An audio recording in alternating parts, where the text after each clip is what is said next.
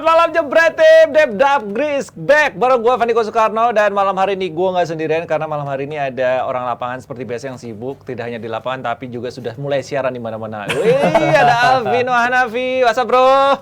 Alright. Bang Gondrong. Dan juga ada Coach Akmal yang juga sibuk dengan Persija Academy. Asik. Oke, karena ada Coach Amal, kita nggak langsung bahas Paniko soal Persija sibuk juga? ya. Hah? Paniko sibuk juga? Sibuk dong. Pasti dong. Menyibukkan diri dong pokoknya ya. Sampai tiduran tadi. Oke, kita ada Kita doakan Amal. Paniko sibuk musim ini juga. Amin. Oh iya dong. Oh ya, Persija juga sibuk nih membenahkan diri ya. Akhirnya bisa dapat 3 poin. Tapi kita nggak bahas Persija dulu, kita mau bahas Persib ya. Tapi kita lihat nih apakah Persija bisa move on ya. Termasuk pelatihnya nih, Coach Rene. Persib ya. Bandung. Persib Bandung, Ini Persib Bandung. apa yang terjadi dengan Persib ya? Kemarin sudah dapat denda ya, lumayan tuh sanksi.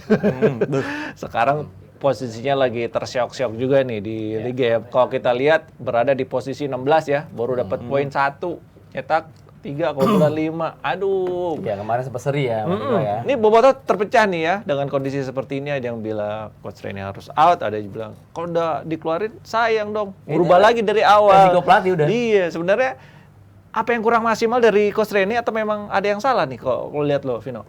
Ya kan ini juga bukan tahun yang pertama ya buat Robert dan Albert. Artinya memang kalau memang harusnya ada dalam deal-dealan dari manajemen itu sendiri di musim ini. Kalau selama beberapa pertandingan berturut-turut gagal, ya itu mau nggak mau harus disudahi, dan harusnya memang itu biar meredakan juga situasi di luar tim. Harus disudahi. Harusnya manajemen juga transparan kalau memang ada ultimatum yang harus dibilang bahwa Robert Rene Albert mesti keluar ketika selama beberapa pertandingan tidak mendapatkan poin. Itu yang gue penasaran, gue pengen tahu gitu kan. Oke. Tapi kan kalau misalnya Dari 2 pertandingan ya pertama deh. sebenarnya ini dua ini boleh dibilang 2 game main di kandang ya Persib Bandung ya. Walaupun statusnya away lawan Bayangkara FC kemarin, tapi mainnya masih di Jawa Barat juga. Nah, Madura United Iya, masih di Jawa Barat juga. kena comeback. Main di Ya, kandang, main tandang rasa kandang. Jadi terus main lagi di home di Bandung. Artinya dari 2 kesempatan yang didapat Persib main di tanahnya sendiri. Iya. Oke. Persib kehilangan 6 poin. Itu menurut gua satu permulaan yang nggak baik. Buruk. Iya, karena tim yang juara ya emang udah ditentuin startnya dari sekarang. Dari awal, Kalau lu ya? start buruk, dia tinggal ngalepin tim-tim yang baik terpleset aja di tengah musim. Tapi kan dengan artian kalau lu begitu kan lu ngalepin dari tim lain gitu. Oke. Kayak gitu. Oke. Nah, Coach Amal sendiri melihat nih ada yang tidak jalan dari taktiknya si Coach Rene atau seperti apa nih? Yang pasti dari taktik sih, strategi pelatih udah pasti menuangkan ya dalam latihan juga ya. Bagaimana pelatih juga ingin anak-anaknya mempunyai performa yang bagus. Tadi ya kehilangan 6 poin ini pasti kan muter otak lagi nih Bang Niko. Iya. Ya kan? Dan juga perjanjian di dalam manajemen juga tadi bilang Udah disebut. sama Niko sama Vino pasti udah ada perjanjian berapa pertandingan apabila tidak memuaskan hasil ya bisa out ya. Yes. Ini sih kemarin yang gue lihat dari 3 gol, proses 3 golnya Madura itu kan murni memang kayaknya serangan cepat ya dari Madura. Iya. Artinya ya lu boleh semata-mata lu boleh nyalahin defensive line-nya, Iya. terutama banyak yang disorotin juga sisi kanan yang nggak diisi sama Hand tapi diisi sama Bayu Fikri. Banyak yang nyorotin juga performa Bayu Fikri nggak step up sejak dia gabung di Persib, tapi lu juga perlu sorotin ya di lini tengah itu sendiri gitu. Iya. Karena Oke. dari proses golnya Madura ya keropos juga sih lini Iya. tengahnya. Ini kerasa banget sih kalau menurut gua sangat kehilangan sosok Muhammad Rashid sangat kehilangan Muhammad Rashid yang dimana memang di musim lalu perannya juga sangat vital membawa sama Mark Locke, dengan ketiadaan Ricky Kambuaya juga belum fully fit gitu kan. Ya Tapi jelas sih kemarin. Gimana sih melihat kehilangan 1 atau 2 pemain tapi kayaknya Mempengaruhi sebuah sebuah tim tim. gitu. Iya, Iya. tapi juga itu sangat sebenarnya nggak Kayak apa kualitas ya? yang sekarang kurang mumpuni. Tapi di Madura kan di atas angin sebenarnya. Ya kedalaman skuad Persib juga bagus ya, Nah. walaupun kehilangan Muhammad Rashid. Tapi kan maksudnya Muhammad Rashid tuh perannya vital banget kemarin. Artinya udah nggak zaman lagi lah kalau pelatihnya Persib bilang kalau ini karena pemain Gaflu nggak bisa gitu. Itu boleh jadi salah satu indikator, tapi bukan dari indikator utama. Tapi yang paling penting juga yang gue lihat emang di game lawan Madura kemarin, Madura tuh main bagus banget. Dari 2 game Madura tuh main bagus banget. Oke. Dari 2 game Madura main bagus banget. Kalau gue lihat di juga, samping memang tengahnya Persib juga lagi Kropos nggak ya, oke. lagi Kropos, jaga ya. ini. Dan organisasi di belakang juga gitu Bang Niko. Dan juga harus ditekankan juga, gue lihat juga nonton juga kan dari organisasi belakang, di situ ada Kluivert juga ketinggalan dan suatu kelebihan dari pemain Madura juga luar biasa gitu Oke. penetrasinya. Kalau kita lihat pemain-pemain belakang, ada beberapa ya pemain selain Bayu Fikri, ada Sato juga gitu kan yang disorot juga.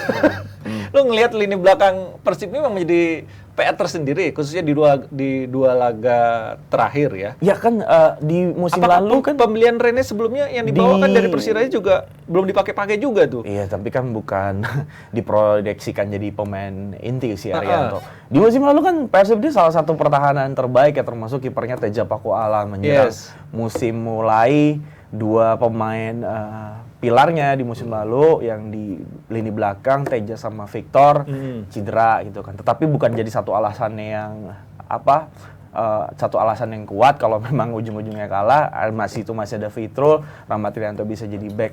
Ya yang itu gue bilang, lo nggak bisa sepenuhnya lain defensive line belakang gitu. Lalu memang kesalahannya juga ada dari permutasi atau transisi di lini tengah itu sendiri ketika memang harus ngeladenin serangan-serangan balik yang memang berbahaya kayak Madura United kemarin. Nah, yang gue pengen tahu nih kalau misalnya yang pengen orang Robert Rene Alberts keluar, tadi yang lu sempat bilang kalau ini kan tim udah dia bangun tapi kalau musim belum udah. Nah, lu sendiri sebagai pelatih gimana? Ketika ada satu pelatih bangun tim dari pre-season 1, 2, 3 dia nggak perform gitu. Ini nggak terjadi sama Robert Rene Alberts juga, tapi di Solo pun seperti itu. Terus masuk pelatih bagus, Belum tentu ya nih, masih kita lihat dulu. Kenapa? Gimana? Belum tentu jaminan juga untuk memperbaiki tim, Vin. Gitu loh. Jadi pelatih juga walaupun pelatih baru ini masuk, dia pasti ngeliat juga flashback ke belakangnya.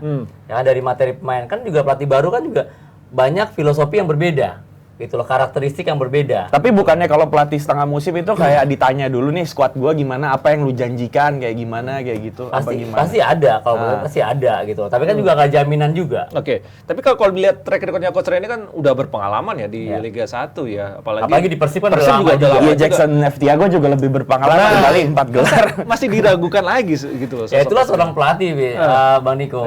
Seorang pelatih itu kan udah ibaratnya kayak gue nih, gue juga merasakan sekarang ya, udah gue latih anak-anak ya kan, pengen tahu nih pas aplikasinya dalam pertandingan keluar nggak, tapi juga kadang-kadang nggak keluar, gitu loh, tidak sesuai dengan yang kita inginkan, gitu kan. Nah, apalagi materi tapi memang gue dapat rumors ya, ini kalau gue salah ya tolong dimaafkan, kalau gue bener ya. Gue dari orang lapangan ya. Gitu ya. Nah ini nih. Ya kalaupun Robert Rene Alberts gagal musim ini memang jadi musim pertaruhan dia.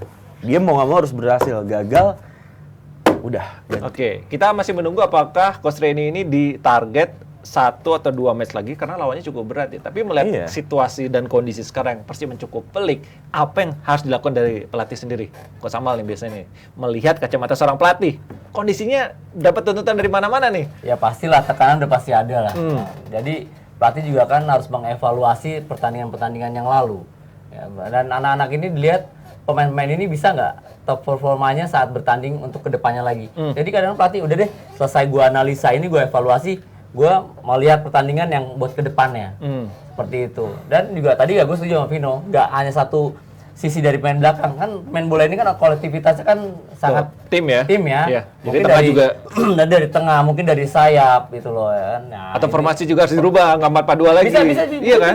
Bisa juga kayak gitu. Bisa. Apakah formasi 3-5-2 ya, gitu cocok, kan? pasti kayak gitu. Itu harus banyak dicoba, tapi targetnya itu ya 1 atau 2 match ya ke depan ya. Menurut tuh 1-2 match atau kasih kesempatan setengah musim?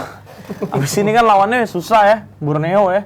Setengah musim kalau misalnya keadaannya negatif terus itu terlambat lah buat juara. Terlambat. Gitu kan. Menurut gue sebelum terlambat ya memang harus dikasih ultimatum sih kalau misalnya dalam 2 game kandang atau 3 game kandang nggak memuaskan ya Out.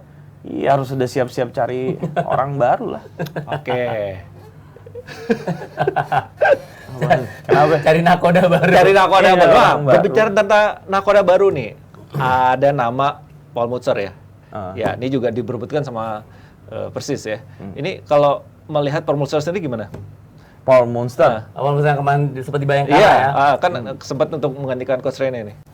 Ya kalau gue lihat CV-nya sih cukup oke gitu. Walaupun kalau dibandingin CV-nya sama Robert Tane Alberts ya jelas Robert Tane Alberts pernah juara, pernah apa gitu. Tapi buat satu pelatih grass, satu pelatih muda yang masuk ke Liga Indonesia dengan menangani tim seperti Bayangkara FC, ya materi timnya juga bagus ya tahun lalu si Paul Munster. Iya, di Bayangkara. Iya cukup menjanjikan sih kalau Paul Munster buat Persib Bandung. Tetapi, ini nih, tetapi ini nih. Tetapi kan maksud gua Persib pasti bisa cari nama baru selain Paul Munster itu sendiri gitu kan. Dengan artian dia ambil pelatih yang memang belum pernah melatih di Indonesia, pelatih yang memang menawarkan sesuatu yang baru, menawarkan kesuksesan juga gitu kan, yang belum tim-tim lain di Indonesia tahu tentang si pelatih ini.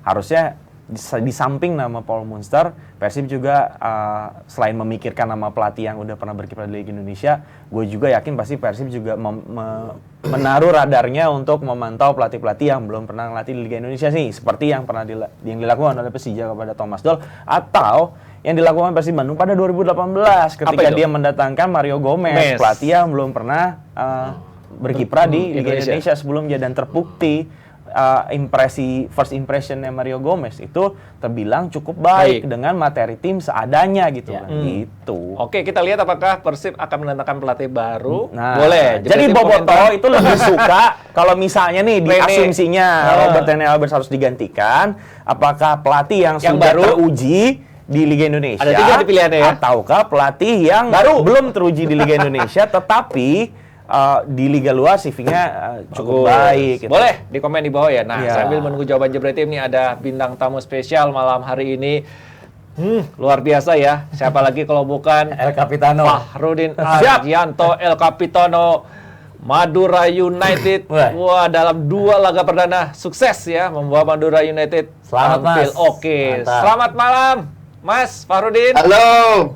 Selamat malam, Bang. Yes. Assalamualaikum, selamat malam. Waalaikumsalam. Oke, ini selamat sebelumnya atas kemenangan Madura United di laga awal. Gila, pertandingan pertama hajar telak ya. Gacor ya. Pertandingan kedua sebagai jawaban bahwa itu bukan sebuah keberuntungan dan hasilnya juga sukses. Nah, ini kita pengen tahu nih. Pada di Piala Presiden lalu kan sempat diragukan ya, Mas Fahrudin, ini akhirnya menjawab nih apa sebenarnya yang terjadi di Madura United sampai bisa di 2 laga awal Liga 1 ini oke nih? Ya Bang, mungkin ya kita banyak evaluasi ya di pertandingan Piala Presiden itu mungkin jadi lecutan kita, pemain maupun tim pelatih. Terus akhirnya kita gagal penyisian di Piala Presiden. Terus kita persiapan sangat serius menjelang Liga 1 itu. Kompak kita di latihan maupun di luar lapangan maupun kita sama-sama kompak untuk menjadi satu bahwa kita pengalaman di musim kemarin, Bang. Kita start awal itu kurang bagus. Jadi sampai akhir pun kita juga kesusahan bahwa kita harus beberapa pertandingan terakhir belum aman itu, Bang. Nah, itu mungkin dari pemain maupun pelatih sadar akan hal itu. Akhirnya kita mulai dari awal harus kerja keras. Alhamdulillah kemarin pertandingan pertama itu kemenangan yang luar biasa, membawa kepercayaan diri lah ya. Betul. Untuk modal laga berikutnya. Dan ini mungkin juga terlalu dini juga menilai tim kita, tapi ini adalah modal yang bagus untuk tim kita untuk ke depan gitu, Bang. Oke. Nah, ini Jebretnya pasti penasaran bagaimana sih pendekatan yang dilakukan oleh Coach Fabio sendiri terhadap Madura United seperti apa nih? Iya, pas kumpul pemain pertama tuh Mas, karena kan di musim lalu juga malah bertarungnya di zona degradasi Mas ya, hampir di zona degradasi. Jadi ketika libur terus kumpul bareng lagi, apa sih yang paling utama yang disorotin, yang jadi sorotan sama Coach Fabio gitu? Kesalahan terbesar apa sih sebenarnya yang jadi bahan evaluasi utama sebelum masuk musim ini dari Coach Fabio? Kemarin sih evaluasi dari Piala Presiden, Bang ya, bahwa kita sedikit sekali cetak gol, terus bahwa mungkin yang di teknis itu Oke.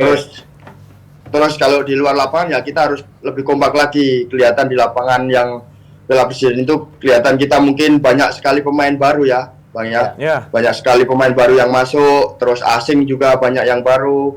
Itu mungkin di Piala Presiden kemarin juga menjadi adaptasi. Terus di Liga mungkin persiapan juga pasca Piala Presiden juga lumayan lah. Ada waktu untuk mempersiapkan gitu. Mungkin jadi di Liga 1 ini kita lebih siap itu, Bang.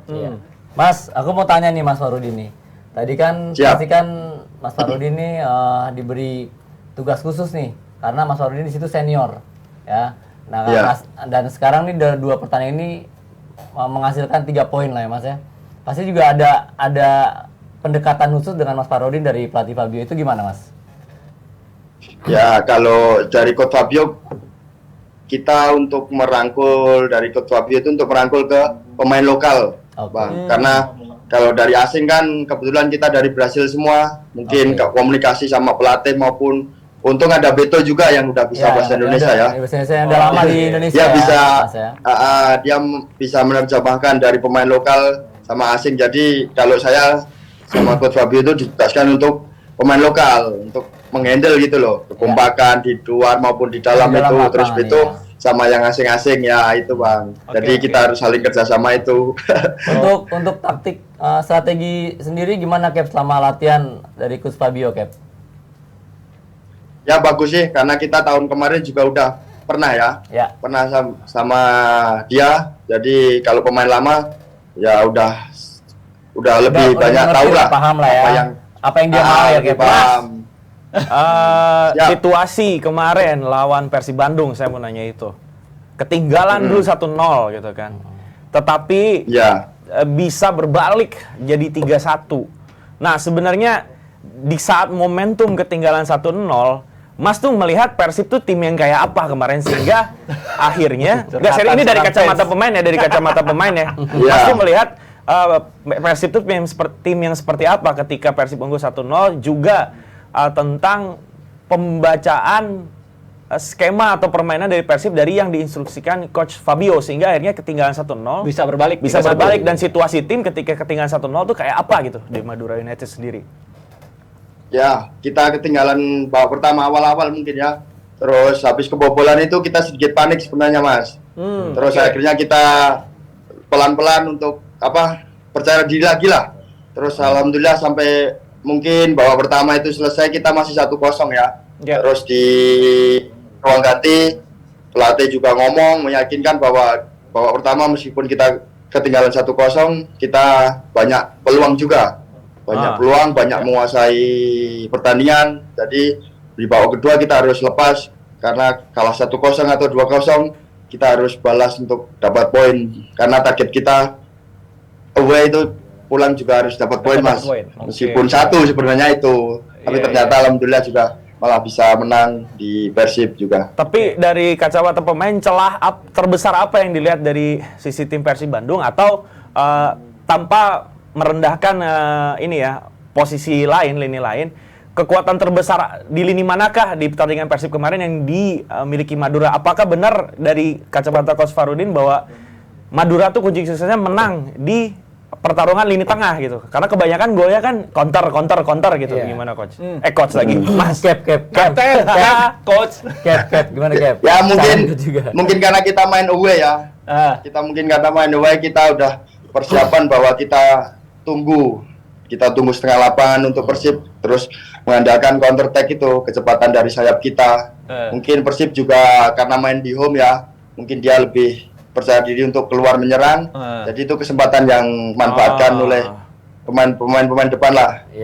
Terus alhamdulillah sangat efektif itu kemarin Mas. Oke. Ini berbicara tentang Madura nggak lepas dari Lulinho ya. Ini pemain yang cepat sekali beradaptasi. Ini sebenarnya kalau dari Cap sendiri melihat seperti apa nih Lulinho nih? Efek dari Lulinho. Justru yang gue dengar ceritanya Lulinho ini awalnya Coach Fabio ya, ini kalau koreksi kalau saya salah, dalam press con-nya bilang Lulinho ini awalnya kesulitan adaptasi di Piala Presiden kemarin. Tapi setelah Piala Presiden, Fabio ini meyakinkan lu bisa. Akhirnya sebelum liga mulai dia akhirnya gongnya lawan Barito. Benar nggak sih awalnya Lulinya ini Kesulitan agak adaptasi. sulit gitu, tapi Coach Fabio coba ngeyakinin dan akhirnya keluar kemampuan terbaiknya pas liga mulai. Benar nggak tuh? Ya betul sekali, Mas. Saya juga sempat ngobrol sama Lulinya bahwa mungkin kultur sepak bola di Indonesia ya belum paham. Terus dia di pengalaman mungkin di Piala Presiden kemarin, terus dia punya banyak teman kayak Beto yang udah pengalaman lama ya. Mungkin Beto bisa ngasih masukan, pelatih juga Coach Fabio juga ngasih masukan sama dia. Terus saya rasa pasca Piala Presiden itu di latihan Lulia sudah mulai enjoy, Mas. Sudah mulai enjoy. Oke. Terus ya mungkin kita yang sering ketemu ya bahwa yakin ini Lulia pasti akan bagus. Ternyata benar. Waktu uji coba lawan Lamongan juga dia udah percaya diri mau lewat-lewat. Tapi macam peran-peran itu. dari Terus ternyata teman-teman pemain juga ini juga ya, Cap sangat membantu ya untuk menambah percaya Nah, diri betul. Indonesia ya. ya betul sekali. Terutama ya mungkin Beto yang membantu karena di lapangan ya, karena dia udah paham betul bahwa kultur sepak bola Indonesia bagaimana. Mungkin Lulinda juga biar bisa cepat adaptasi gitu. Ya. Oke, nih nanti tanggal 6 ini lawannya Persik ya. Nah, di kandang lagi di Betul. sana. Persiapannya sejauh Betul, apa Bang. untuk mengantisipasi dari Persik sendiri? Ya, ini baru pertandingan ketiga ya bahwa kita juga baru 2 pertandingan, jangan hilang fokus lah. Kita meskipun main di kandang lawan siapapun kita juga harus kerja keras untuk fokus lebih bagus lagi untuk pertandingan berikutnya itu, Mas. Oke, kalau target dari pelatih atau manajemen, tadi kan Mas Farudi atau Cap mengatakan bahwa laga away atau tandang tuh harus bisa dapat poin. Emang targetnya sebenarnya seperti apa nih Madura United musim ini? Nah, itu mungkin Madura ini jadi mungkin dari target dari manajemen sebenarnya papan atas, Mas. Nah, kita jadi nggak terbebani lah. Maksudnya pokoknya dari manajemen juga pokoknya yang terbaik. Pokoknya kalau bisa kita di papan atas, jangan kayak lebih baik dari tahun kemarin lah. Karena kita tahun kemarin di zona degradasi jadi sampai akhir musim pun kita nggak tenang. Jadi jangan sampai kayak gitu lagi gitu loh. Tapi ini kan juga peran Kapten Fahrudi kan sangat sangat dibutuhkan ya Mas ya. Dan pengalaman tahun lalu bagaimana bisa mengkontrol hubungan antara pemain asing dengan pemain lokal itu kan yang sulit juga ya Cap ya. Nah itu gimana? Ya betul, Bang. Nah, itu gimana caranya untuk bisa seperti itu? Ya mungkin banyak pemain asing yang baru ya. Jadi mungkin ada semangat yang baru juga di tim. Jadi kita lebih enak bahwa dari pemain lokal juga banyak yang baru, pemain asing juga banyak yang baru. Jadi kayak suasananya lebih baru gitu loh. Meskipun saya di tim lama tapi orang-orang baru. Jadi kelihatan jadi sama-sama kayak di tim baru gitu. Oh ada dua di situ Cap ya, ada Esteban juga Cap ya. Ada Esteban Vizcara Nah, ya. betul. Jadi Ya, bisa ada ada buat Esteban. penyambung Sebenarnya juga- komunikasi lah ya. Ya betul, ada Esteban, ada Beto ya. Komunikasi Itu yang itu penting lebih ya. Komunikasi ternyata. penting. Itu penting Makanya bahasa. ini jadi berapa musim ya? Sampean Mas, 7 musim ya? Di Madura ya? Saya Dari 16 yang ya? Madura United 2017. Saya Bang 17. gabung pertama. 17, Ya. 18, 19, 20, 21 ya. 5 Hampir, tahun. ya? 5. Lebih Lebih ya? 17, Sempat 18, dipinjamkan ke 19, Persija 20. kan? Sempat Waktu Persija itu. tapi 6 bulan. Ya betul. ya. Ya, betul Persija Bang. tapi 6 bulan. Kita Tapi ketemu. Tenang Cap, ya kan nanti kita makan bareng lagi. Asik. Tenang Cap, nanti kita cari sop kambing. Oke. ya Persija. Ya, siap. Sebetulnya selama 7 musim ya? 7 musim ya? 7 musim? 7 apa 6 musim ya? Ntar hitung aja sendiri. Nah itu kan sebetulnya dari sejak Cap gabung, artinya Cap ini kan masuk ke Madura awal-awal ya, Madura United awal-awal ya. Dari Cap gabung ini, sebenarnya karakter Madura seperti ini gitu, nggak banyak berubah, atau pas masuk musim ini dengan ya kita tahu di tataran manajemen juga dalam beberapa musim terakhir ada banyak berubah, pelatih baru kayak gitu. Apa justru berubah banyak gitu? Kalau berubah banyak, apa yang jadi perubahan paling signifikan gitu di tim Madura United ini? Karena kita tahu sebelum tahun lalu pas main home away ini Madura United juga berapa kali jadi pengganggu di papan atas gitu. Baru di musim lalu merosot gitu pas main bubble. Nah, sekarang ini gimana gitu? Ya ini banyak ya karena saya rasa kebersamaan kita, Mas. Ya. Saya rasa kayak yang dirasakan seperti Pak Pres kemarin bilang bahwa orang-orang baru, terus kayak seperti pas 2016 awal itu, Mas, katanya situasinya seperti itu. Iya. Ya, saya rasakan dari pemain juga seperti itu, bahwa kita di lapangan itu juga dari luar lapangan itu pengaruh. Terasa kita Cap ke ya. lapangan itu. Terasa ya sama pemain asingnya juga Cap ya. Kadang-kadang kebersamaan dulu lagi betul, ngomong. betul, ya. Enggak, soalnya gue pernah ngerasain kayak dia juga, Bin. Ya. Peran pelatihnya bagus banget di sini untuk bagi peran Cap Nah, sendiri itu, untuk pemain ya. lokal, ada yang untuk berkomunikasi dengan pemain-pemain Brasil. Nah, Tapi kenapa betah banget Cap 7 musim? Pasti kan masuk musim kan ada yang nawarin ini apalagi kan ada yang banyak, wah kayak Farudin harus pulang kampung nih ke Sleman gitu. Nggak, serius, maksudnya selain kekeluargaan gitu. Selain kekeluargaan, apa sih yang bikin betah banget di Madura gitu, MU. Cap? Apalagi kan ya kalau tawaran pindah ke klub besar, bukan klub besar ya, klub lainnya juga pasti ada lah gitu kan. iyalah pasti ada nih kapten bola. Iya. Iya, betul ya. Mungkin saya yang pertama bahwa saya udah dekat sekali dengan Pak Pres Madura ya, Bang ya.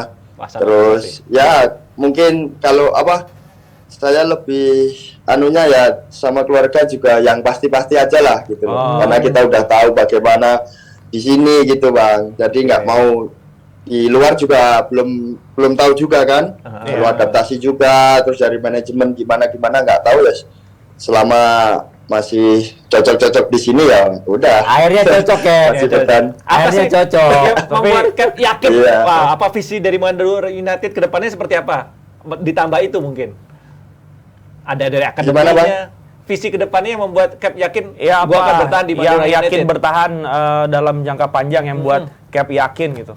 Buat bertahan di Madura United buat besok-besok. Ya dari manajemen memang serius bahwa dia ada meskipun nggak semewah yang tim-tim besar ya, Bang ya, bahwa ini di Madura ini banyak progres yang sangat bagus untuk ya mungkin belum muncul seperti di Persija atau Persib dari akademi ya. Iya, Tapi ke depan insya Allah orang-orang yang asli Madura nanti bisa muncul lah. Gue mau nanya lagi.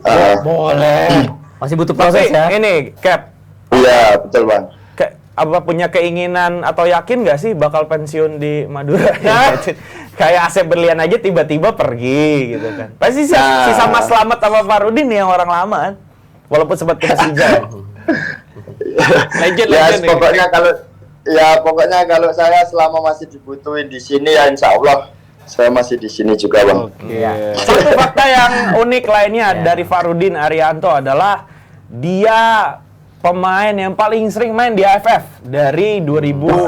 Langganan ya, langganan. Dari zamannya Coach Neil, kemudian Alfred Riedel sempat ya. Ya, Alfred Alfred Riedel. Riedel. Ya, betul, Terus Bang. terakhir Shin Taeyong. Ini sebenarnya nggak banyak pemain yang bisa kayak Farudin Arianto. Cuman yang gue mau sholat ini ngomong-ngomong tentang timnas ya, Mas Iya, Bang. Farudin. Kemarin kita kalau ingat sama-sama tuh di Vietnam hampir sebulan. Ya, SEA Games ya, Mas ya. Iya.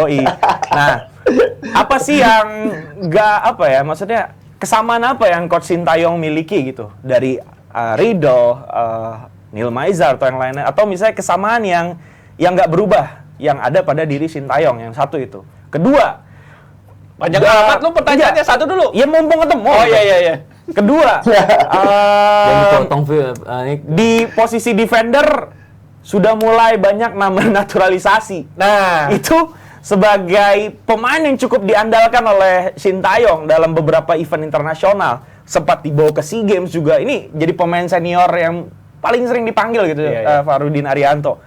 Mas menyikapinya gimana gitu? Kalau bersaing ya jelas fight, tapi melihatnya gitu. Naturalisasi ini di mata Mas Farudin gimana gitu dalam persaingan nanti? oke. Yang pertama dulu boleh Mas, soal itu Kesamaannya. lintas generasi Nah, di antara generasi. pelatih timnas. Ya, mungkin setiap pelatih nggak beda-beda ya metode latihan, tapi saya rasa ya kita sebagai pemain bahwa kita harus cepat beradaptasi apa yang dimau pelatih. Setiap pelatih kan beda apa yang diinginkan ya. Kita sebagai pemain ya harus cepat beradaptasi lah apa yang dimau pelatih gitu, Mas. Oke. Nah, kemudian ini soal naturalisasi di belakang nih, timnas. Ya. Pandangan Mas Fahrudin sebagai kapten. Nah, kalau aku ya pemandangannya bahwa kita juga harus lebih bekerja keras lagi karena banyak pemain muda yang terus bermunculan, ditambah lagi ya pemain naturalisasi.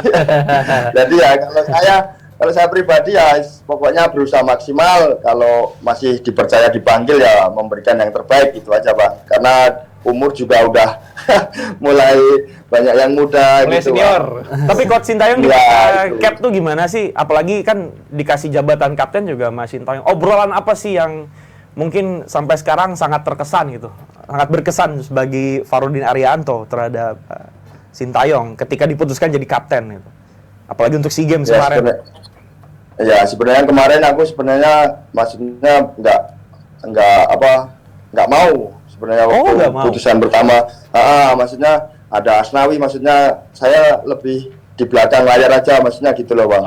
Kita ya pokoknya saya bantu untuk anak-anak muda, saya ngomongin gimana pokoknya komunikasi, tapi kalau untuk kapten mesti mending yang lebih muda gitu loh, karena Tapi ya kan sosoknya juga kan kapten penting, Cap. Sosok Mas Fahrudin ini penting, mungkin senior, pengalaman dan bisa berkomunikasi, Cap. Ya kan? Gue tahu, gue pernah merasakan Cap hal itu, Cap. Gitu loh. Kita pernah betul merasakan sekali, di Bang, lapangan. Iya, pasti kan Iya. sosok itu yang penting, gitu loh. Bukan dia pinter ya dalam arti di lapangan ya, tapi sosok itu yang penting, role model yang bisa dicontoh dengan pemain-pemain lain, Cap. Apa yang dibilang Sintayong sehingga akhirnya Cap yakin waktu itu? ya setelah aku bilang itu ya dia ngomong kalau bahwa kamu punya senior, istilahnya kamu paling tua juga, kamu harus punya tanggung jawab, tanggung besar pada adik-adikmu, berikan contoh yang bagus itu di luar lapangan maupun di dalam lapangan gitu.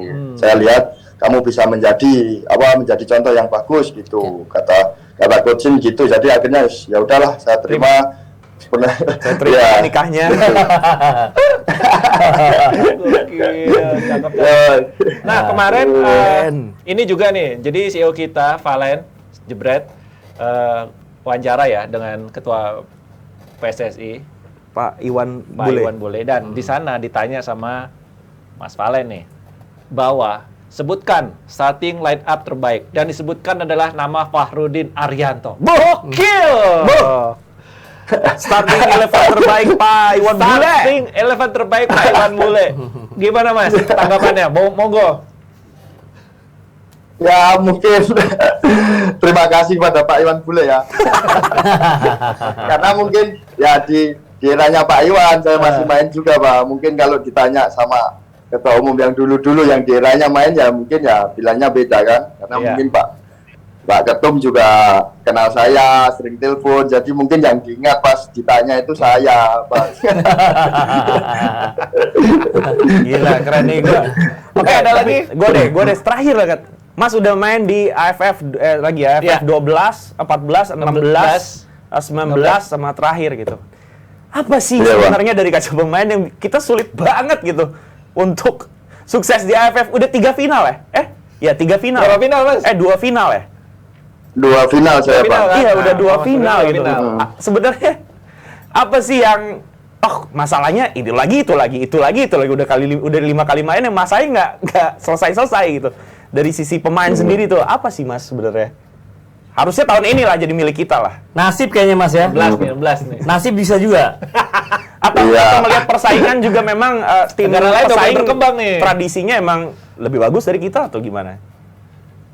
Ya mungkin kalau dari kacamata saya sih bahwa kadang itu bahwa kita di final, udah nyampe final itu kayak pemain sudah merasa puas. Wah udah di final nih gitu loh, kayak pas finalnya itu malah Kendor lagi. udah begitu itu mungkin waktu terutama yang di 2016 itu Bang, kita bahwa kita nggak diunggulkan kan, bahwa kita udah habis-habisan lawan Vietnam ya di semifinal. Habis itu kita lawan Thailand ya secara kayak lawan Thailand gitu loh. Sikis. Dari pemain sendiri sih sudah berpikiran begitu. Mungkin ya kita harus mempunyai mental yang lebih kuat lagi baru kalau bilang mau. mentalitinya tuh. Ya mentality itu. Betul, mungkin Masih harus suka- lebih kuat untuk. Ya lanjut, sorry. Terus ya. Mental ya intinya. Mentality. Ya itu pokoknya harus lawan siapapun, bahwa kita harus punya mental yang lebih kuat dari lawan. Gitu. Main dulu aja gitu Cap ya. Belum ya. Dan kayak Thailand lagi, Iya, Bang. Thailand lagi gitu kan. Thailand lagi, Thailand lagi gitu. Iya bang. Iya. Masih suka Chelsea, Cap? Masih dong. Itu 26 dari nomornya 26 kan? Ya. Itu John Terry bukan? Gara-gara John Terry? Betul. Kalau pemain idola saya bang. Kirain kayak Maldini mau pensiun gitu kan. Enggak, meskipun John Terry udah pensiun tetap masih fansnya Chelsea. Iya. Udah merasa nyaman ya Cap ya di situ Cap ya di Madura ya. Enak ya. Betul sekali bang. Ya. Bukan milik John Terry lagi, Koulibaly. Koulibaly. Ya kan dia taunya John Terry. Itu udah idolanya. Iya, dari Itola. Iya. Makanya nama Instagramnya Farudin JT. JT-nya itu John Terry Terry. bukan sih? Bener nggak? Bener nggak? Iya bang, dulu. Oh, dulu. Wah. Taunya gue tadi jadi jebretin. Masuk. Bisa jadi itu bang. Jadi ya. Ya nanti dirubah. Iya, terima kasih Kapitano Farudin Arianto sudah ngobrol di Depdagri. Sukses terus ya bersama Madura United. Selangkong. Salam buat Aksanul Kossasi ya. Sukses Cap. Bapak Aksanul Siap bang. Kossasi. Terima kasih. Ya. Bang Akmal, Bang Ya. Vino ya. Siap, Makasih siap. selalu. Sukses Siap. selalu. Sukses Cap. Oke, Siap, Bang. yes. Terima kasih. Nah, itu dia. Kayaknya Cat ini harus hadir ya ketika di final ya untuk memberikan mental yang baik buat Jelas. timnas Yes. di U16 atau nanti yang berlaga. Gimana tuh peran senior? Pengalaman Peran Tadi- senior ya, tadi- tadi hadir peran pada ruang senior ganti, bisa iya kan? menjadi pengalaman dan pembelajaran buat anak-anak. Itu sangat penting. Itu Oke. lima kali AFF tuh bukan satu pencapaian yang mudah loh buat pemain timnas Indonesia. Makanya Bahkan kan, mental dibilang. koreksi ya kalau gue salah, Boas Solosa juga nggak seperti itu Iya. ya. BP tuh berapa kali AFF ya gitu. Itu nggak apa ya? Nggak dimiliki sama semua pemain dan peran Farudin yang sudah tampil di 2 laga krusial final. Kalau dia masuk lagi tahun ini, seadanya naturalisasi pun tetap butuh Farudin. Tetap Untuk butuh peran-peran seperti itu Iya. menurut gue. Nah, kalau dari kacamata Coach Amal sendiri melihat Fahrudin sendiri seperti apa nih? Tadi Iya, tadi seperti kan gue Persija bilang kan, kan, iya. seperti Persija kan, dia sosok mungkin bisa komunikasi dengan teman-temannya dengan bagus, bisa dimengerti gitu loh. Dan orangnya juga nggak macem-macem gitu. Jadi kadang-kadang pemain itu melihat kapten ini seperti apa sih gitu. Oke. Kapten itu bisa ngomong, bicara, juga bisa menjembatani antar pemain dengan pelatih. Itu juga terpenting juga gitu loh. Dan tidak hanya di dalam lapangan tapi di luar lapangan juga, Bang Niko. Oke. Ya, seperti itulah sosok kapten. Nah, tadi kita sudah singgung ya soal Fahrudin, mungkin ini bisa memberikan apa ya motivasi buat junior kita yang di timnas ya untuk Ya. bisa juara lah, jangan finalis terus ya. Memotivasi misalnya juara di U16. Betul. Nah, ini ngomongin Persija lagi nih, asik ya, ngomong ada kok sambal di sini. Sama dari Vino juga. Nggak apa-apa ada dia Iya, ya kan? iya, iya. Kan nggak apa-apa. ya kan? Akhirnya bisa meraup poin penuh. Ini sebenarnya kurang Apa galak nih, di begini awal apa nih? atau telat panas gitu. Sebenarnya strategi atau taktik seperti apa nih? Ya strategi sama taktik udah pasti ada lah. Ah. Nih, dan di situ juga peran apa dengan pemain-pemain asing yang bisa menunjang dari pemain-pemain lokalnya juga itu kan juga sangat menentukan. Ya, ada Hanno Berens, ada Kemercik ya kan, Kudela gitu loh. Dan juga di sini juga kalau gua lihat dalam latihan juga Thomas Doll fokus banget. Fokus banget untuk meramu tim. Ya dia oke lah yang masalah yang lalu boleh, tapi dia tetap fokus buat ke depannya. Oke. Terus tapi gue lihat di lini belakang Persija tuh Andriani sampai marah-marah loh. Sering-sering Iya, teriak. Itu Itulah Gimana tuh? Itu salah satu memang apa ya pasti Defensive juga line-nya yang iya error salah atau juga gimana? ya pasti kekurangan.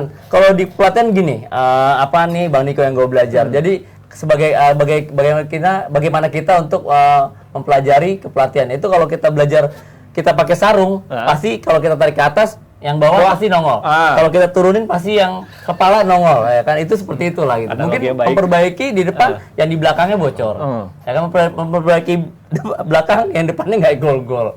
sarungnya kurang panjang kali ya. Harusnya pakai sleeping bag. Oke. Kalau dari secara keseluruhan apa yang lini pertahanan yang perlu dibenahi nih? Fokusnya kemana? Kalau lini pertahanan satu organisasi apalagi sekarang kan udah pakai 352. Ya kan? 352. Formasi kan pakai 3 di belakang back itu dulu banget. Nah, sekarang bagaimana 3 di belakang ini? Kalau gue sih tadi balik lagi Bang Niko yang lu bilang komunikasi itu sangat penting.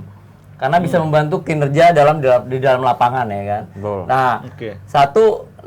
tidak hanya itu aja, organisasi bagaimana, balik lagi kolektivitas di tengah juga harus fokus juga dong, Evin ya. Iya. Harus fokus juga. Ya, karena kan kalau kita pakai 3 ini dari di wingnya bisa turun sama-sama, gitu transisinya ini. Transisi Ya benar. kan, kita nggak bisa jauh-jauh dari transisi deh. Pokoknya transisi bertahan, menyerang sama transisi lagi tuh harus. Stamina-nya harus bagus nih. Bukan lagi harus bagus lagi. Nah, fokus. Iya fokus, dan gue juga sedikit di babak kedua juga sedikit agak kendor juga. Ini dia harus kita itu. evaluasi lagi. Banyak yang nyorotin sih babak pertama. Gue nonton babak pertama doang karena saat itu lagi perjalanan mau ke match Persita. Itu banyak yang bilang kalau di babak kedua tuh agak kendur ya, makanya sempat kebobolan tuh awal-awal babak kedua sama Samsul Arif. Ini sih sebenarnya yang mesti diperbaiki lagi supaya memang lebih di babak kedua tuh nggak mengendur gitu. Masih tetap kencang seperti jangan jomplang juga dari babak pertama karena kan skor 2-1 tuh sebenarnya sampai akhir 90 menit kan bukan skor yang aman gitu. Iya. Bukan skor yang aman gitu, kecuali memang lu udah leading 3-0, 4-0 ini. Ini Persis Solo bisa bikin cetak gol di awal-awal babak kedua lagi. Oke. Itu kan deg-deg juga kan sepanjang 45 menit kedua gitu kan. Nggak tenang gitu kan. Iya. Jadi kalau dari lini belakang perlu dibenahi, bagaimana dengan lini depan sendiri dari Persija? Ya lini depan juga kalau dari bertahan kan tidak hanya, kalau kita kan bertahan tidak hanya dari belakang aja, dari depan pun juga harus bertahan nih. Itu loh, kalau kita latih ya pemain-pemainnya dari bertahan kita bisa atau kita bisa compact atau kita bisa pressing dan transisi negatifnya juga penting. Nah sekarang yang gue senang dari sepak bola sekarang bisa transisi negatif, dari menyerang bisa bertahan dan rebut bola dan counter attack. Nah, itu kan juga sangat penting gitu loh. Ya ala Jerman. Ala Jerman ya. Jadi bagaimana momen itu bisa kita dapat gitu loh. Saat kita menang jumlah, di situ kita bisa memanfaatkan momen. Oke. Nah, ini Thomas Doll juga dibandingin sebelumnya ya, ini bisa memanfaatkan pemain-pemain yang nggak dipakai di era sebelumnya. Akhirnya sekarang memberikan kontribusi yang baik gitu untuk Persija. Salah satunya seperti Abimanyu kan. Ini melihat itu gimana, Pin? Apaan? Melihat apa? Ya itu Abimanyu dan pelatih Thomas Doll yang bisa. Abi kan masuknya second round ini kan, paruh kedua tahun lalu ya. Kepake cuman kan Abi ini sempat ada masalah cedera, jadi beberapa laga di musim lalu nggak main. Ya Abi tetaplah Abi pada kelasnya pemain yang memang kalau di Indonesia tuh udah top tier gitu kan, dan di bawah Thomas Doll dengan pengalaman yang Abi miliki, ini pemain bisa menemukan top performanya lagi gitu kan. Apalagi kalau gue lihat memang Abimanyu ini sangat cocok banget lah dengan karakternya Thomas Doll gitu kan. Fighting di tengah, rebut bola di tengah lu. Ya itu dia tadi bilang pressing yang tadi dibilang pressing. Selebihnya gue melihat Thomas Doll ini melanjutkan apa yang dilakukan oleh Alessio di musim lalu, yaitu mengorbitkan pemain-pemain yang berasal dari akademi, pemain-pemain muda. Itu yang nggak hilang dari Persija ya, di beberapa musim terakhir, meskipun beberapa kali kerap gonta-ganti pelatih.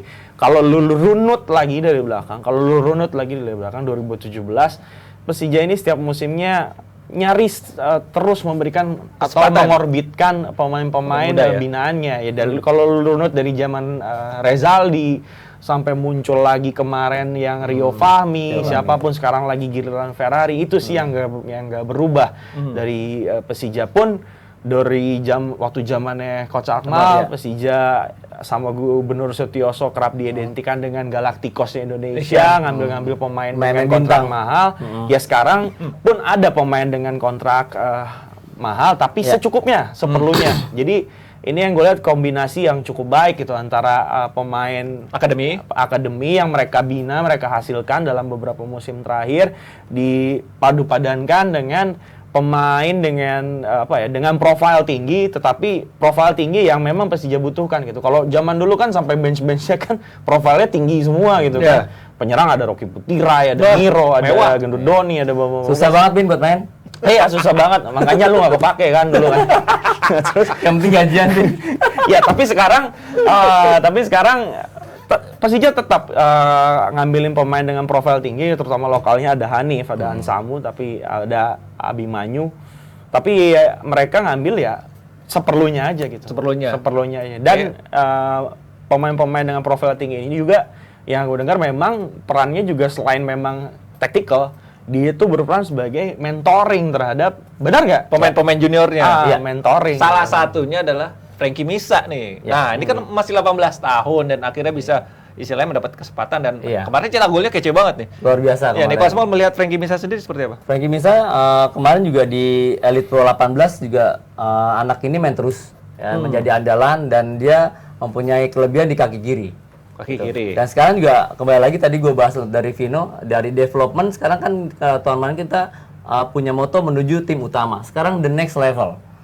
Bagaimana pemain ini tidak hanya menuju tapi bagaimana meningkatkan level mereka, kualitas mereka. Itu yang sekarang yang kita bangun di dalam diri mereka. Gitu. Tidak hanya latihan-latihan ya. Kalau lu sekarang latihan aja kalau nggak meningkatkan level lu gimana mau ke tim utama kan seperti itu kan. Kita bagaimana menciptakan nih Vin nih. Apa nih? Menciptakan pemain-pemain yang bisa bermain di terutama di timnas lah. Kalau tujuan kita sebenarnya timnas, malah bisa internasional, gitu untuk di development. Ya, masih banyak sebenarnya yang bisa dikembangin. Nah, ini sebenarnya bagus kata Vino tadi karena perpaduan ya, pemain muda, pemain senior, kemudian pemain asing.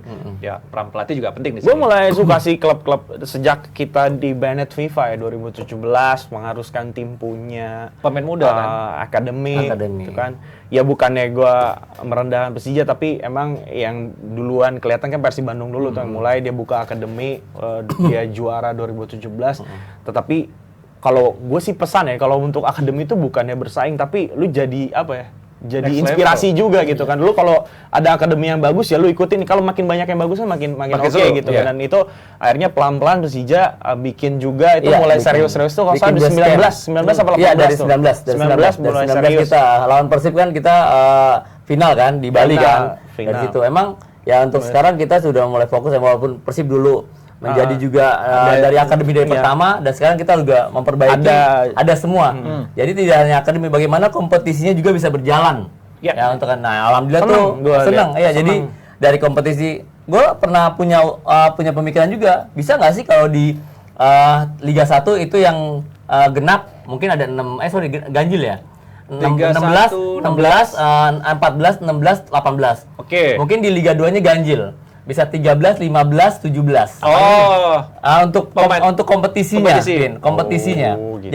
Jadi ada jenjangnya terus gitu loh. Jadi mereka bisa naik ke jadi nggak putus ya? Nggak putus bisa naik ke tim utama itu tuh ya, ada gitu. dari tim-tim yang punya akademi bagus ini seperti Persib, Persebaya, Persija sekarang, terus ada Bayangkara Borneo itu kan. Kemarin di Borneo, Nusantara Open. Bayangkara juga tersebar.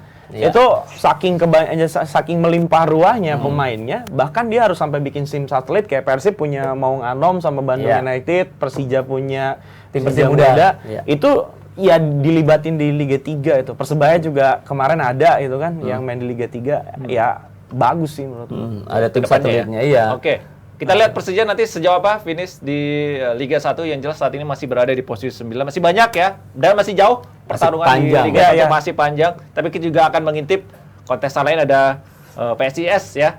Ini kayaknya belum maksimal ini. Padahal bintang nih ya. Nah, itu dia.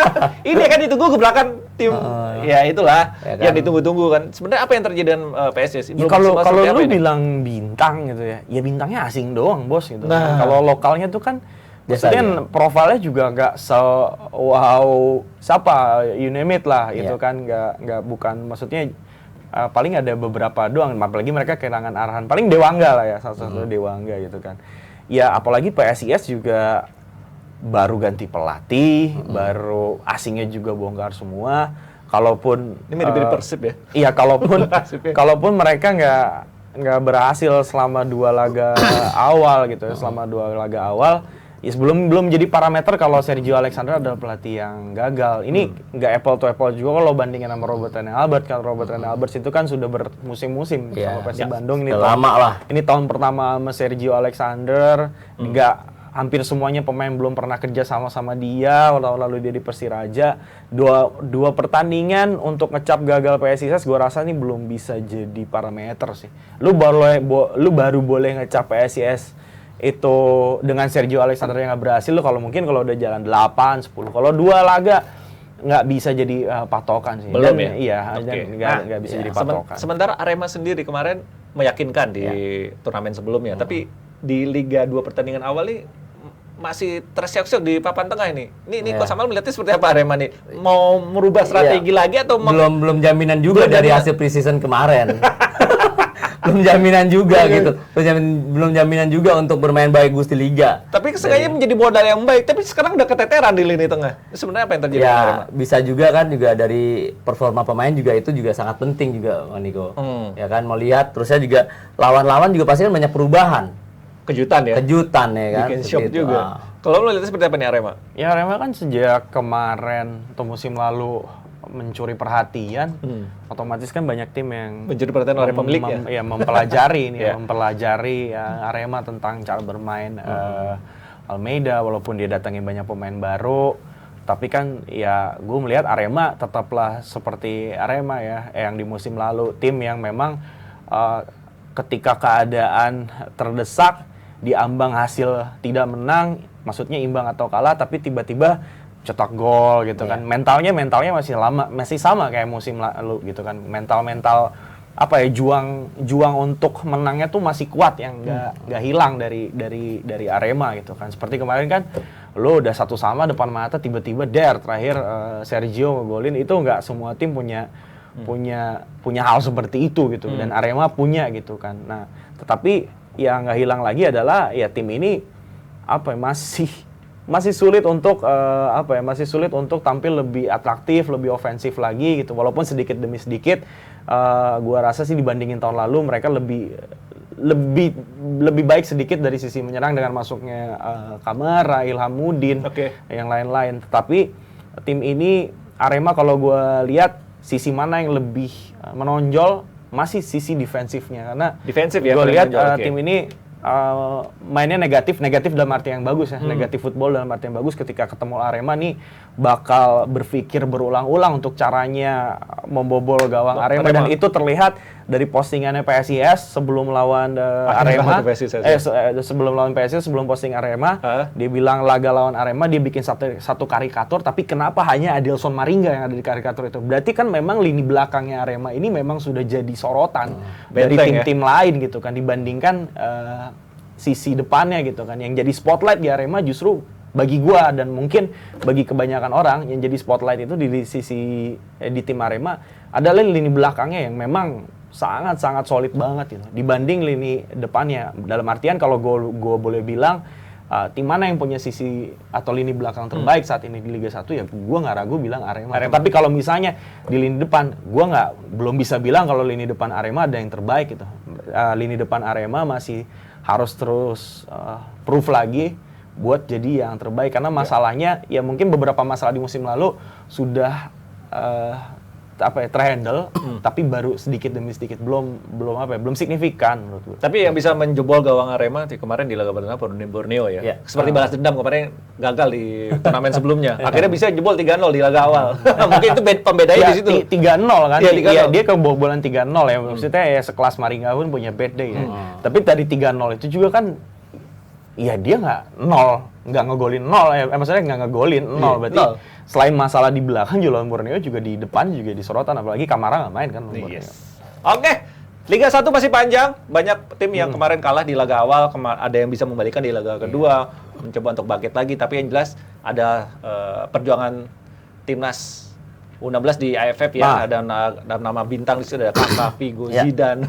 Ini keren-keren banget ya, terinspirasi dari klub-klub penting nih, sepertinya ya. Orang tuanya itu dulu. Nah, orang tuanya sebenarnya ngefans sama, ada yang Milan itu kan, ada yang Real Madrid, tapi kemenangan lawan Filipina kemarin 2-0 sepertinya. Tapi nggak ada lagi tuh orang tua kayak Robbie Darwis gitu. Nama anak Robbie Darwis. Lu ngaruh banget. Keren. Ada. Gua apresiasi sama orang tuanya Robbie Darwis yang di Persib itu. Kasih nama langsung copy paste Robbie Darwis. Keren. Nggak ngambil Darwisnya aja apa Robinya gitu kan. Oke. Tapi kita singgung sedikit nih soal U16 kemarin di AFF. Kalau secara walaupun ada nama bintang ya, tapi kalau secara permainan tim itu kayaknya lebih merata, nggak ada yang menonjol gitu loh. Ya, sekarang kan pelatih juga kan tidak mengandalkan satu pemain, Bang Niko. Jadi pelatih itu tetap bisa memaksimalkan seluruh lini yang pemain bisa bermain dengan baik gitu. Dan sekarang kalau gue lihat tidak hanya kolektivitas ya, pemain di U16 itu harus banyak kita memberikan pelajaran dalam prinsip bermain. Kompetisi bermain gitu loh. Mas Bima juga kan ini kan masih dalam pembentukan. Nah, gitu di U16 ini. Kalau dibilang kolektivitas enggak juga gitu loh. Malah banyak mereka lebih banyak individu. lebih banyak individu juga. Kalau gue lihat ya banyak individu di mana mereka juga harus banyak belajar, di mana mereka harus bisa ada momen untuk melepas bola atau mereka bisa dribbling atau penetrasi. Kemarin banyak sekali peluang-peluang yang harusnya Banyak menjadi gol ya. peluangnya, Banyak lebih peluang. bisa harusnya lebih dari 2 atau 3 gol itu sebenarnya. Iya. Tapi iya. kalau melihat sosok Kakak sendiri ini kayaknya menjadi nyawa di lini tengah ya. Vino. Siapa? Kakak. Kakak. Itu kira-kira bapaknya ngefans sama Slang ya? Ngefans sama Slang ya? Milan kali. Oh, bukan sama Slang. Enggak Kasiannya Bim-Bim. Lucu kali itu. Satu tim komplit namanya. Ada yang namanya Ivan, Ridho. Apa sih nanya apa? Gue jadi lupa. Kakak. Kenapa? Itu nyawanya Lini tengah. Lini tengah. Nyawanya Tim Ridho tengah 16. tim 15 ya? 16. 16. Ya 15, 16 lah Iya, sama 15, aja. Ya di usianya timnas U16 ya. Kalau timnas ini kan jujur gue gak terlalu ngikutin ya awalnya gimana karena mereka dibentuk waktu masa Covid ya, pandemi gitu kan. Gue tuh ya terakhir ngikutin yang timnas junior tuh yang zamannya Marcelino. Tapi gue rasa ini nggak terlalu beda jauh ya, masih di bawah Bima Sakti.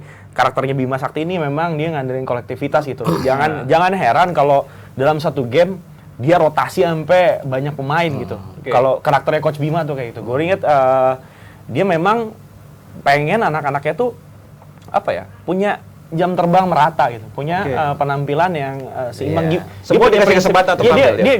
Gue inget banget lewat Indrianto gue cerita, gimana lu tahu pemain ini bisa step atau jago kalau lu nggak kasih minute play gitu kesempatan. kan. Ya kalau misalnya ada 11 pemain pertama kemarin main bagus lawan Filipina, ya jangan heran kalau yang 11 main lawan Filipina ini gue ganti ngelawan, gue masukin pemain baru gitu. Siapa tahu ini lebih bagus. Ya buat U16 U15 ini kan apa ya pesan gue, keinginan buat jadi juara tuh harus gitu. Tetapi dituntut jadi juara tuh itu nomor 2 lah gitu kalau di level junior gitu kan. Jadi lebih penting ke kepercayaan diri pemain Ya. ya. Gue dikasih kesempatan tuh. Oh, iya. Gue nggak mau menyanyiakan kesempatan ini. Ya. Kayaknya dikasih menit bermain. Nah, disitulah yang kepercayaan diberikan pelatih, dia harus menunjukkan gitu loh. Kan ini kan tadi gue bilang 16 ini dalam pembentukan atau pembinaan lah. Mereka belum ke tim ya, tapi Mas Bima ini ya mungkin sama kayak diri gue gitu loh. Kalau ada pemain yang belum main, gue mikirin tuh. Kasian juga. Kapan nih? Ini anak pengaruh kan secara psikis. Kapan nih anak bisa gue lihat gitu loh sebagai pelatih gitu loh. Dan gue juga merasakan tadi Vino kan bilang kan, lu gimana main? Ya iya, gue main senior terus yang main, gue kapan mau main? Karena ada nih pemain yang lagi latihan tuh jelek banget. Jadi jelek ya. Nggak apa, kayak passing salah. Tapi waktu dimainin pas tanding, aduh, jago banget gila kan maksudnya. Itu terjadi di beberapa timnya Coach Bima yang waktu lolos ke Piala Dunia di Bahrain yang nggak jadi, yang zamannya Marcelino itu. Gue tau banget, karena gue ikutin latihan. Beberapa pemain tuh latihan tuh nggak banget anjing ya masih. Biasa banget lah masih main-main. Tapi pas udah main tuh emang bagus gitu. Maksud gue gini. Sensor ya. Nggak apa-apa itu. Nggak maksud ini ekspresif gue kan. Maksud gue gini loh. Ya kalau lu nggak ngasih minute play gitu, lu nggak akan ketahuan gitu kan. Jadi buat jebret tim yang nonton, lu jangan heran kalau di match lawan Singapura nanti itu banyak rotasi gitu. Rotasi, setuju? Setuju banget. Harus rotasi gitu loh, biar tahu semuanya. Siapa tahu di situ kan ada pemain yang punya mentality yang bagus. Tapi balik ke mentality kan. Ada dalam latihan jelek tapi dalam pertandingan bagus. Ini Singapura Indonesia Rabu besok ya. Iya, lawan Vietnam hari Sabtu, jangan lupa berarti kita dukung Indonesia. Karena ini baru level junior gitu, jadi nggak ada salahnya juga lo buat kadang-kadang muter-muter gitu. Bisa ngatur strategi juga tuh. Pelatih taruh inti dulu kalau udah menang 3-0. Nah, itulah kesempatan bisa memain pemain-pemain yang belum dapat kesempatan. Tapi kadang ada loh, pemain udah latihan jelek nih, udah main lebih jelek gitu kan. Ada pas latihan bagus main hancur, ada juga. Oke. Jadi gini nih, ada juga Vin, ini fisiknya bagus nih saat latihan nih, ya kan? Bagus tuh fisiknya. Pas main tuh 5 menit habis. 5 menit itu mental. Contohnya nih deh, kayak apa? Gue dapet cerita kayak Ezekiel gitu kan. Ezekiel kemarin Gua rasa semua sepakat Ezekiel salah satu asing terbaik. Itu latihan tadi cuman lari, jalan gitu, terlambat. Atau Wawan Hendrawan deh, gue coba banyak cerita latihan tuh terlambat apa. Tapi udah main mah. Iya. Beda ya. Beda. Nah, itu dia tuh ya. Tapi ya itu benar tadi, kasih kesempatan buat yang lain. Oke, kita dukung timnas U16 ketika menghadapi Singapura nanti dan Vietnam di laga terakhir. Kita juga mau bahas AFF sebenarnya, tapi waktu kita sudah terbatas ya. Ini menyangkut masa depan Indonesia, apakah tetap di AFF atau harus pindah? Tapi kan masih ikut 16. Yang lain. Tapi yang jelas Jebret Tim jangan lupa untuk menyaksikan Jebret Talks ya. Jadi CEO kita wawancara langsung dengan Pak Ketum PSSI. Bapak Iwan Bule, nah bisa langsung disaksikan ya, langsung di Jebret Talks. Ini banyak kutipan-kutipan menarik. Judulnya aja udah bikin gitu kan ya. Oke, Jebret Tim, sampai ketemu di Depdagri. Thank you Vino, Coach Akmal. Sampai ketemu di Depdagri minggu depan. Bye bye. Kamis ada deh. Bye. Tidak pantas dilakukan oleh kedua tim tersebut karena tidak pernah terjadi ini. Iya. Saya bingung nih apa ya ada otak mereka ini. Iya. Nanti ini ditonton, dipotong sama orang-orang media Vietnam loh, Pak. Biar aja, memang gua pikirin. Saya dan juga banyak netizen ini bisa belajar dari Bapak juga, Pak ya. Jangan sampai menunda-nunda untuk menimba ilmu. Betul. Walaupun kata teman-teman saya tadi di sini ada satu yang kurang gelarnya, Pak. Apa tuh? Indonesia jadi juara, Pak ya.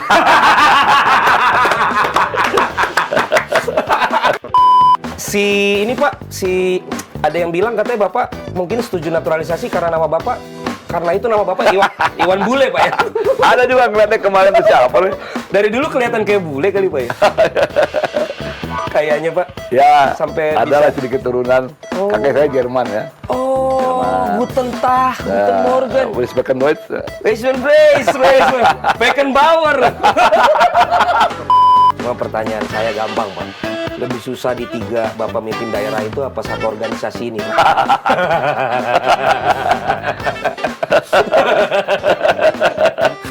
Pak Iwan Bule, terima kasih sudah hadir. Berkenan, ketawa-ketawa tapi berisi, Pak. Jadi kata teman saya itu berisik tapi berisi, Pak. Jadi mudah-mudahan itu berisik dan brengsek.